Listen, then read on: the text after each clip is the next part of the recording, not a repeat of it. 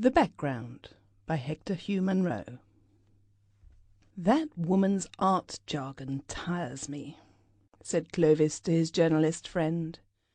"She's so fond of talking of certain pictures as growing on one, as though they were a sort of fungus." "That reminds me," said the journalist, "of the story of Henri Deplis. Have I ever told it to you?"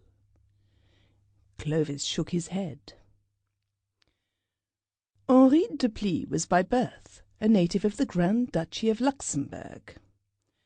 On maturer reflection he became a commercial traveller. His business activities frequently took him beyond the limits of the Grand Duchy, and he was stopping in a small town of northern Italy when news reached him from home that a legacy from a distant and deceased relative had fallen to his share. It was not a large legacy, even from the modest standpoint of Henri Deplis, but it impelled him towards some seemingly harmless extravagances. In particular, it led him to patronize local art as represented by the tattoo needles of Signor Andreas Pincini. Signor Pincini was, perhaps, the most brilliant master of tattoo craft that Italy had ever known. But his circumstances were decidedly impoverished, and for the sum of 600 francs he gladly undertook to cover his client's back from the collarbone down to the waistline with a glowing representation of the fall of Icarus.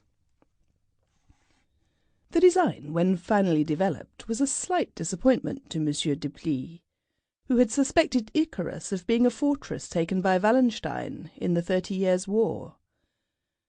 But he was more than satisfied with the execution of the work, which was acclaimed by all who had the privilege of seeing it as Pincini's masterpiece. It was his greatest effort and his last. Without even waiting to be paid, the illustrious craftsman departed this life, and was buried under an ornate tombstone whose winged cherubs would have afforded singularly little scope for the exercise of his favourite art. There remained, however, the widow Pincini, to whom the 600 francs were due. And thereupon arose the great crisis in the life of Henri Deplis, traveller of commerce.